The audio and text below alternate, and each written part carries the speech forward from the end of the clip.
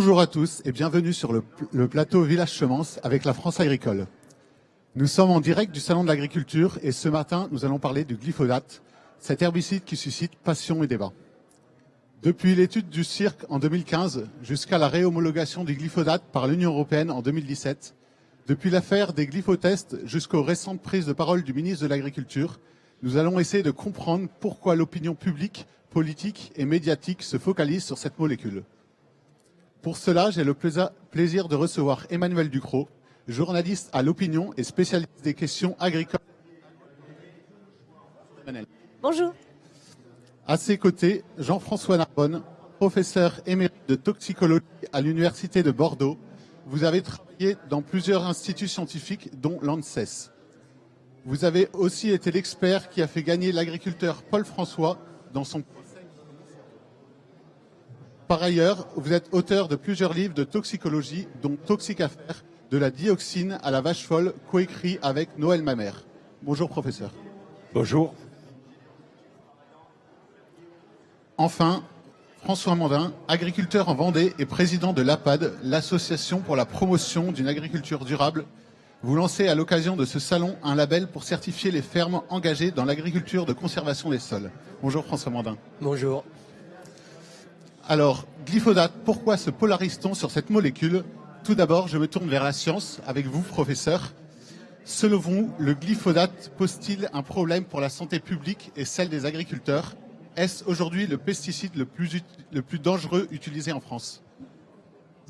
Alors, il y a trois questions, trois volets dans la question que vous posez. Pourquoi il a suscité depuis quelques années des débats?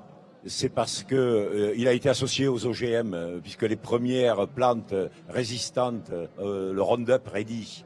Donc ça veut dire que la polémique ou le débat autour des OGM impliquait aussi le débat sur le glyphosate et le Roundup, sur le Roundup. Pourquoi? Parce que justement, c'est des plantes qui résistaient et il fallait mettre des doses. C'est-à-dire, les plantes résistaient à des doses très élevées. Donc ça veut dire que la culture OGM pour les Roundup Ready là impliquait de fortes doses puisqu'il fallait tuer toutes les autres plantes et la seule qui continue à pousser c'était celle de... Donc déjà ça impliquait des fortes doses qui n'étaient pas utilisées habituellement avec d'autres herbicides. Ça c'est la première chose. La deuxième chose c'est qu'il y avait, je dirais généralement dans le mouvement historique écologique, une forte composante anticapitaliste donc contre les grands lobbies capitalistes et évidemment Monsanto qui a fait énormément d'erreurs et dans tous les on pouvait citer les PCB d'ailleurs, j'ai fait ma thèse là-dessus, etc. De tas de produits chimiques, je dirais, ont provoqué des catastrophes environnementales et sanitaires. Donc je veux dire, c'est facile, c'est habituel de se retourner. C'est la cible préférée de beaucoup de gens et très souvent justifiée. Et en plus, c'est eux qui ont mis les OGM, etc. Donc ça veut dire que c'était l'origine aussi des problèmes. Alors après, la toxicité du produit lui-même, le gros problème qu'on a en France, c'est qu'on parle du glyphosate, alors que les procès, vous avez parlé des procès d'agriculteurs ou de jardiniers aux États-Unis, c'est contre le Roundup. C'est-à-dire que la partie la plus toxique, c'est le produit technique et c'est pas forcément la substance active. Donc, les cancers que l'on a vus chez certains agriculteurs, en particulier dans les pays à OGM, où on utilise même sans contrôle les produits, et qui entraînent des pollutions multiples, environnementales pour la population aussi, c'est le Roundup. Et aujourd'hui, on sait, parce qu'il y a eu des expertises nombreuses, que c'est les solvants et les adjuvants qui sont les produits les plus toxiques. Il faut savoir que le Roundup lui-même est 20 fois plus toxique que le glyphosate tout seul. Donc en fait, ce qui est redoutable en toxicité, c'est le mélange. Et les procès se gagnent contre le fabricant du produit technique. Et d'ailleurs, vous citiez Paul François. Paul François, dans l'expertise, il a été victime du solvant. Il n'a pas été victime de la matière active. Donc voilà. Et alors ça, c'est aussi un problème pour les agriculteurs. C'est-à-dire que bien qu'ils utilisent différents produits, matières actives différentes, Des fois, c'est le même formulant. Ça veut dire qu'en fait, ce qui est commun à plusieurs produits, c'est les solvants qui sont utilisés. D'où certains problèmes qu'on peut avoir qui ne viennent pas spécifiquement de tel ou tel produit, mais qui viennent de l'ensemble des produits, parce qu'on respire, c'est un peu comme si vous respiriez du benzène ou des choses comme ça. Voilà. Et alors que le benzène peut dissoudre des tas de produits, mais ce qui va vous faire mal à la tête, avoir des comas et tout ça, c'est le benzène. D'accord. François Andin, vous êtes agriculteur en Vendée et vous utilisez du glyphosate. À quelle dose, quelle fréquence et pourquoi vous faites cela? Alors oui, effectivement, je suis agriculteur en Vendée depuis 30 ans et je pratique l'agriculture de conservation des sols depuis plus de 25 ans. Pour pouvoir contrôler l'enherbement dans tous les systèmes agricoles, il faut des outils.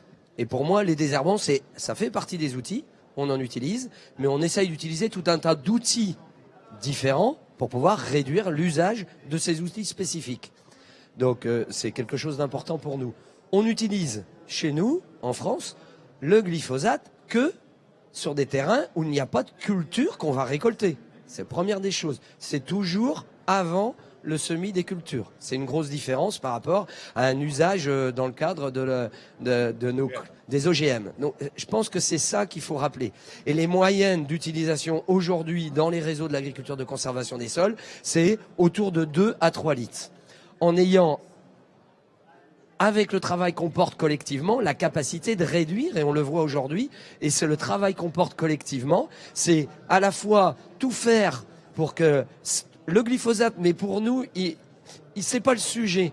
L'important, c'est de contrôler l'enherbement d'une façon efficace dans le cadre d'une rotation de culture. Et le glyphosate, aujourd'hui, c'est un élément qui est mis sur la table, qui est très utile parce qu'il n'y a pas d'autres désherbants entre cultures. Il n'y en a pas d'autres. Mais la question pour nous, c'est de ne pas le remplacer par des produits qu'on mettrait pendant la culture qui pourraient avoir un impact qu'on n'est pas capable de juger. Et je voulais rappeler une chose, je suis très heureux d'être là et que ça soit un spécialiste, des scientifiques qui parlent du sujet du glyphosate. Parce que moi, agriculteur, quand on m'interroge, je n'ai pas de compétences pour dire est-ce qu'un produit est dangereux ou pas. Par contre, j'ai l'obligation de l'utiliser dans des cadres qui sont cohérents avec les objectifs à la fois de production et environnementalement. D'accord. Emmanuel Ducrot, au fond, pourquoi ce produit fait-il si peur dans l'opinion publique ? Ce produit fait peur parce qu'il est un symbole. Ce produit a été utilisé comme un symbole. Je pense que le professeur Narbonne a souligné la composante anticapitaliste de la lutte contre Monsanto. Le glyphosate est une des composantes de cette lutte anticapitaliste contre Monsanto. Il a été clairement utilisé, le glyphosate, pour faire peur. Et je pense que le débat sur ce produit a été complètement confisqué. Et la raison pour laquelle je m'y suis intéressée, c'est parce que je veux bien qu'on parle d'agronomie, je veux bien qu'on parle d'économie, je veux bien qu'on parle de philosophie, de politique et de politique agricole et agroalimentaire. Mais quand un certain nombre de composants, disons politiques, se sont rendus compte que ces arguments n'étaient pas suffisants dans l'opinion publique, ils ont choisi de traîner le débat sur le domaine de la peur. Et la raison pour laquelle je me suis insurgée journalistiquement, c'est que je pense qu'on n'a pas fait notre travail sur ce sujet-là. On s'est laissé complètement embarquer par cette histoire de peur et on a refusé simplement de voir les faits et les évidences scientifiques. On n'a pas placé le débat tout simplement sur le bon terrain, le terrain scientifique, le terrain économique et le terrain de la stratégie agricole et agroalimentaire. Merci.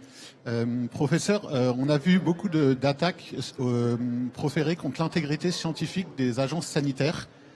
Qu'est-ce que vous en pensez, vous qui avez travaillé dedans? Et est-ce que vous avez été témoin vous-même de pression, de lobby sur la conclusion de vos rapports scientifiques? Alors, tout d'abord, la polémique, elle est fausse, la polémique. Parce que tout le monde est d'accord.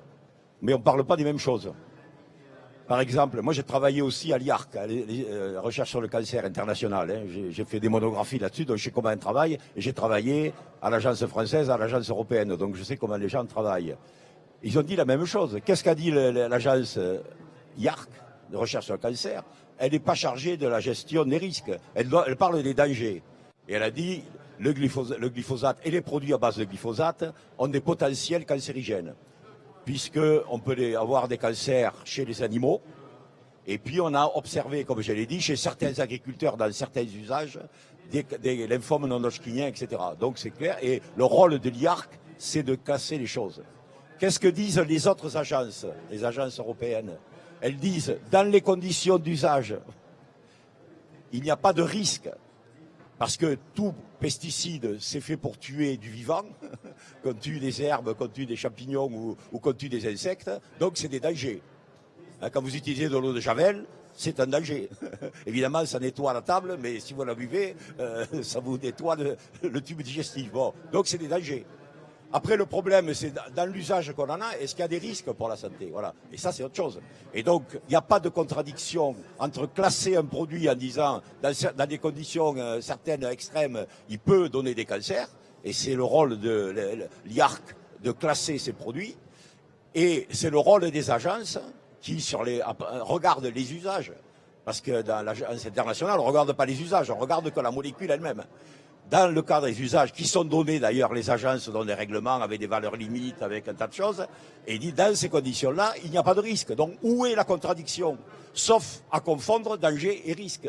Parce qu'à ce moment-là, qu'est-ce qui se dit dans les milieux médiatiques? Il y a une contradiction entre l'agence internationale qui dit que c'est cancérigène et les agences européennes et nationales qui disent qu'il n'y a pas de problème. On n'a jamais dit que c'était pas toxique. La preuve, c'est qu'il y a des valeurs de limite de toxicité qu'on appelle les doses journalières admissibles. Voilà. Donc le débat est faussement utilisé. D'abord parce qu'on parle de danger et de risque sans différencier les deux. Une agence qui est chargée des dangers a étiqueté le danger, l'autre agence étiquette les risques.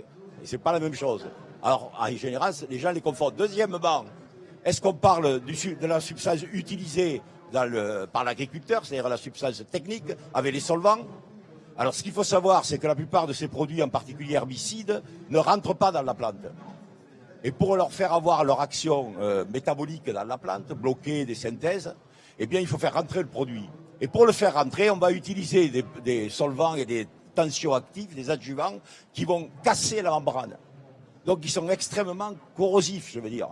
Et donc, une fois que le produit fait pénétrer dans la membrane, et alors effectivement, ce produit, quand on l'utilise avec ces détergents puissants, il est beaucoup plus toxique que la matière active toute seule. Donc, si vous testez le produit tout seul, et c'est pour ça que des fois, il y a des effets contradictoires dans les publications, parce que certains ont utilisé des formules et d'autres ont utilisé la matière active. Alors on a des résultats apparemment contradictoires, sauf qu'il faut regarder avec quel solvant ils ont utilisé. Voilà. Donc, pour vous donner une idée de la toxicité des produits, pourquoi on parle aussi du glyphosate ou des Roundup? C'est parce que on a interdit tous les autres herbicides. C'est le dernier qui reste. Alors, et là, effectivement, comme d'un côté, il a été massivement utilisé parce qu'il faut savoir que quand Monsanto l'a homologué, c'était pour le vendre. Parce que le brevet a été déposé en 74 et en 94, c'était fini. Donc tout le monde peut fabriquer du glyphosate dans le monde. Monsanto, voulant garder l'exclusivité de son produit pour continuer, a dit je vais vendre le produit associé avec la plante qui résiste. Donc il a vendu à l'agriculteur le package, plus du tout parce qu'il ne gagnait plus d'argent sur le glyphosate. Donc il a fallu avoir un système pour rester captif. Et il a vendu la plante. Et c'est là où il y a eu les premiers OGM qui n'étaient pas faits pour nourrir le monde, qui étaient faits pour continuer à avoir une exclusivité par Monsanto. C'est ça qu'il faut regarder. Alors, le dernier point, et il y avait encore, je crois, hier, dans Le Monde, un article, il y a écrit, on parle du glyphosate, et la première chose, on parle des procès aux États-Unis contre le Roundup. Donc, partout dans le monde, quand il y a un problème sanitaire d'usage déficient, on dit c'est le Roundup, et d'ailleurs l'indemnisation, voilà. Et je vous dis, pour Paul François, ça a été la même chose, c'est le solvant qui a été, pour l'essentiel, des effets toxiques. Donc on a cette capacité en France de changer les mots, de jouer sur les mots, ce qui permet d'entretenir des polémiques. D'accord, merci professeur. Je vais vous proposer maintenant de regarder le témoignage de deux agriculteurs qui cultivent du blé sous couvert de luzerne dans l'Oise et qui utilisent pour cela du glyphosate.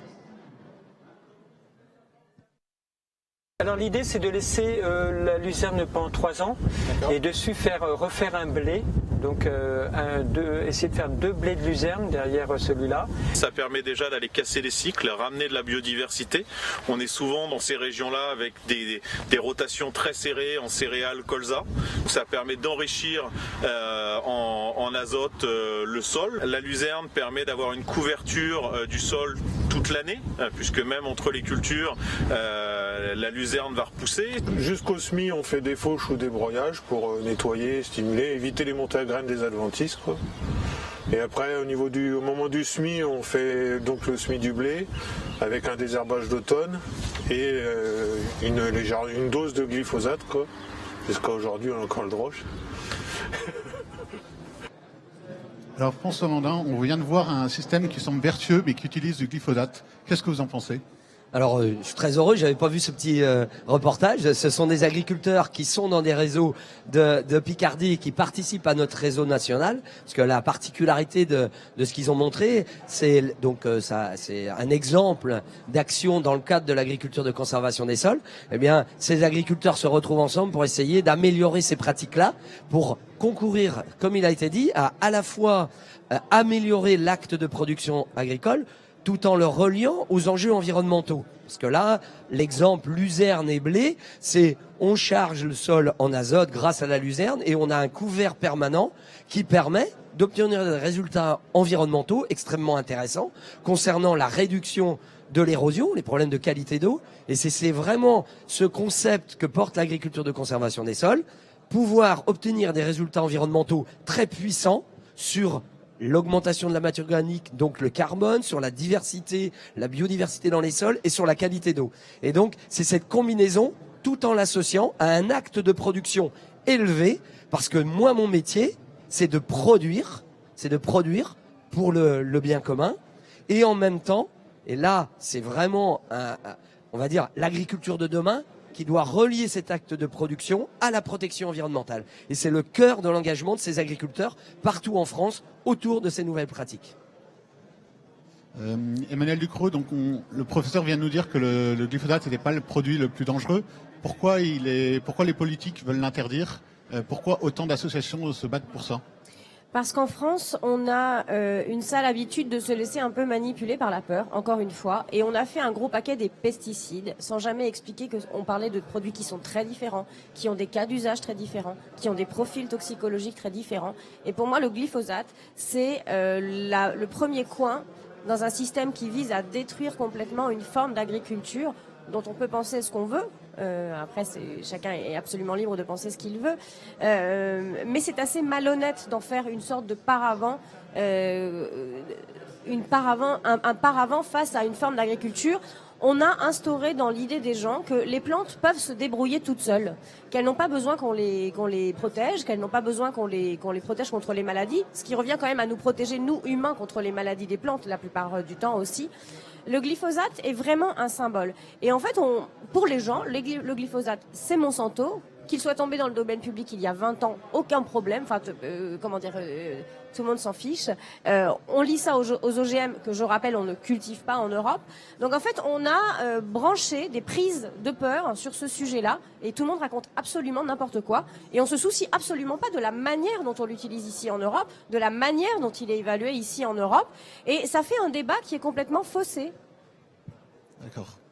On pourrait même rajouter, ça a créé sur le territoire, avec nos concitoyens, des réactions de peur dans nos pratiques. Et ça, c'est vraiment un souci qu'on a permanent sur les territoires. Et le travail qu'on a à faire, nous, agriculteurs, au sein des réseaux d'agriculteurs, c'est aussi d'expliquer à nos concitoyens mon travail, c'est de contrôler l'état sanitaire de mes cultures ou de mes animaux. Tout le monde peut le comprendre, c'est mon métier. Et les outils que j'utilise, elles ont, comme l'a dit le professeur, elles ont des avantages, des inconvénients et des risques. Et il nous semble très important d'expliquer le bénéfice et le risque. Parce que toute action humaine a un risque.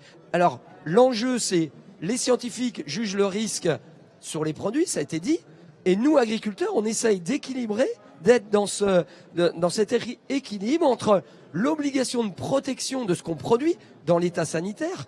Madame Ducrot l'a dit, quand on protège une plante, on protège l'état sanitaire de la graine qui va en sortir. Je rappelle qu'il y a beaucoup d'éléments naturels qui sont là dangereux et à risque pour la consommation humaine. C'est notre travail. Et aujourd'hui, nos réseaux d'agriculteurs souhaitent porter la parole envers les concitoyens pour essayer de montrer qu'on peut relier agriculture productive, efficace en termes de qualité et de quantité, et une efficacité extraordinaire pour le milieu, pour l'environnement et pour l'avenir. Merci. Professeur, finalement, est-ce qu'on ne se tromperait pas de cible avec le glyphosate? Est-ce qu'il n'y aurait pas d'autres pesticides plus dangereux à interdire et le glyphosate à garder pour les agriculteurs? Alors, les pesticides les plus dangereux, on les a déjà interdits. Je pense par exemple à l'atrazine avant. Et d'autres, alors insecticides. Le glyphosate, c'est de toute la liste que j'ai là, c'est le moins toxique de tous. C'est quand même assez par hasard. Je parle du glyphosate, je parle pas du Roundup. Alors, ce qu'il faut savoir aussi, c'est qu'en 2016, on a interdit les solvants les plus dangereux. On a sorti de 132 préparations les solvants qui est la taloamine, qui était dans le Roundup la partie vraiment de très loin la plus toxique. Donc aujourd'hui, même si on vous vend du nouveau Roundup, etc., le solvant incriminé dans le Roundup Ready de Monsanto de l'époque, il n'y est plus. C'est plus du tout le même problème. Alors on dit oui, il y a toujours du glyphosate, mais il n'y a plus le produit le plus toxique dans le Roundup. Et on parle bien du Roundup. Alors la chose qui est très importante, c'est le bénéfice-risque. Parce que nous, on interdit. Mais qu'est-ce qu'on fait à la place ?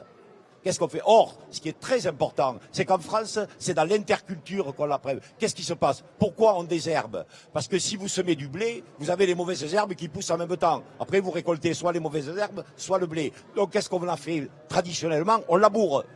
C'est-à-dire, vous prenez la terre, vous la retournez. Donc, les mauvaises herbes qui sont à la surface vont être sous-sol et ne pourront plus pousser. Et après, vous semez le blé qui va pousser plus vite que les mauvaises herbes. Et il faudra une saison, 2 ou 3, pour que de nouveau, les mauvaises herbes envahissent le champ. Donc, c'est ça. Et avec la culture intensive, on a fait des sillons de plus en plus profonds qui a porté atteinte au sol parce que c'est la partie la plus productive de la surface du sol que l'on met en sous-sol en fait. Et donc le sol est très agressé par les rues, surtout quand on a des grosses charrues multisocs avec des poids et qui font des sillons énormes. Donc qu'est-ce qu'on a inventé, les agriculteurs, pour garder, préserver les sols?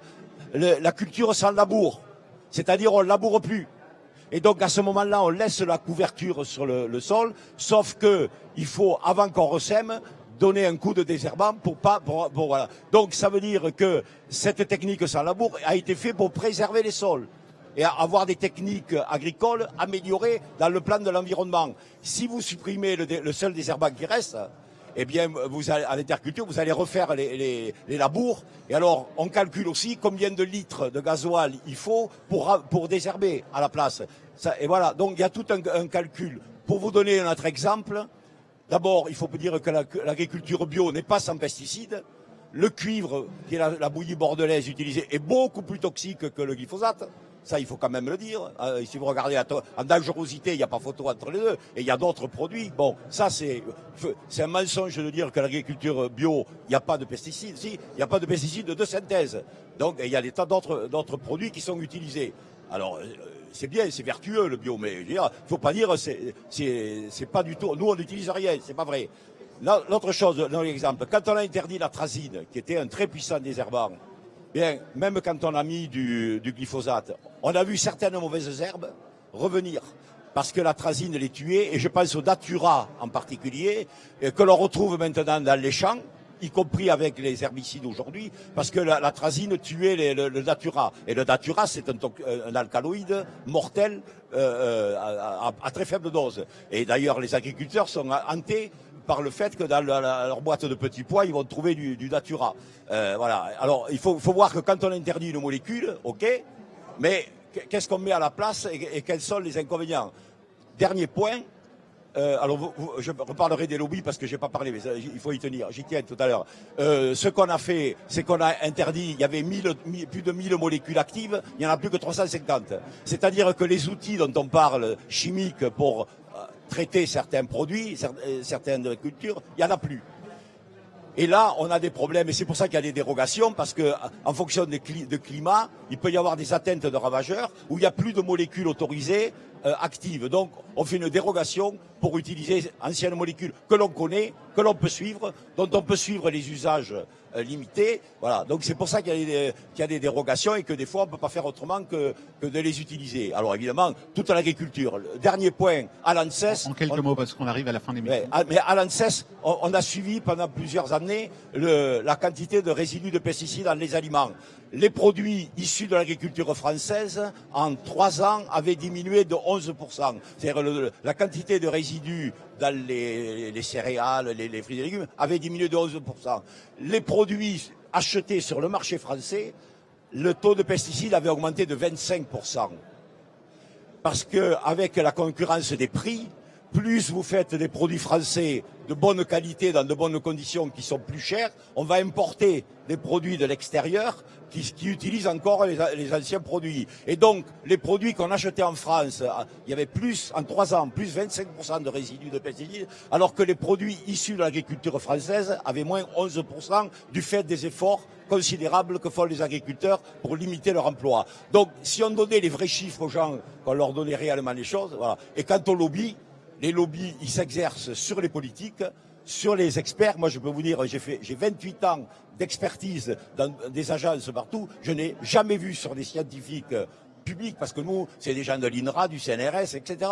Où sont les lobbies? Vous savez, si on avait voulu gagner de l'argent, on ne serait pas au CNRS ou on ne serait pas professeur à l'université. Il y a longtemps qu'on serait employé des toxicologues dans les unités pharmaceutiques ou autre chose. Donc dire qu'il y a des lobbies d'argent sur les experts des agences, tout ça, moi je peux vous dire, je ne l'ai jamais vu. Par contre, quand on a un règlement européen ou des choses comme ça, pour importer des produits du Canada ou d'ailleurs, hein, là, il y a des lobbies. Et alors, justement, les politiques sont intéressés de dire, les lobbies, c'est pas nous, c'est les autres, pour qu'ils se déchargent de la question.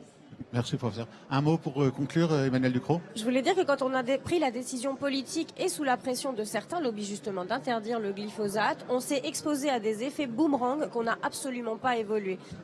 On s'est privé de techniques d'agriculture de conservation des sols potentiellement, parce que visiblement il y aura des dérogations pour ces pratiques sur les usages du glyphosate. Je voudrais attirer l'attention sur le cas de la SNCF, qui est un des plus gros acheteurs de glyphosate en France, qui l'utilise pas pour le plaisir d'avoir des voies très jolies, mais tout simplement pour des questions de sécurité. Parce que les racines des plantes, ça déstabilise les voies et ça fait dérailler les trains. Donc à la SNCF, on est obligé de désherber les voies et on n'a pas d'alternative. Alors on est en train de tester des solutions totalement délirantes, avec de l'eau chaude qui tue pour le coup totalement toute la biodiversité, avec des solutions salines, je vous explique pas pour l'état des sols. On est en train de tester des choses avec de l'acide pélargonique qui est un puissant irritant. On ne peut pas retourner sur les voies pendant 3 jours. Donc en fait, les solutions alternatives à l'interdiction de ce produit totalement symbolique sont dévastatrices pour l'environnement. Et donc, moi, je pose la question de l'évaluation de la décision politique quand elle échappe à toute évaluation scientifique. D'accord, merci. Merci pour vos témoignages, Emmanuel Ducrot, professeur Narbonne, François Mandin, qui nous ont permis de remettre un peu plus de rationnel dans ce débat si passionnel. Je rappelle qu'on retrouve cette émission sur le site de la franceagricole.fr. Merci de nous avoir suivis. Bonne journée à tous et bon salon.